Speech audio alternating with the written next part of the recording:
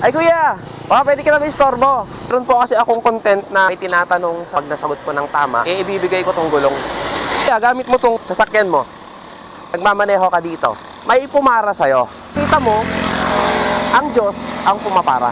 Ang tanong ko po is, saan mo siya papaupuin sa kulong-kulong mo at bakit doon mo siya papaupuin?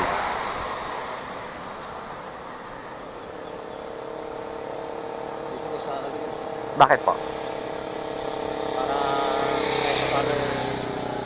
kasama ko po siya, gabayan niya ako sa daan.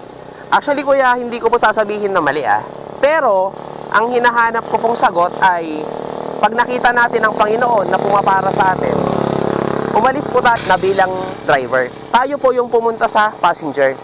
Hayaan po natin na ang Panginoong Jesus ang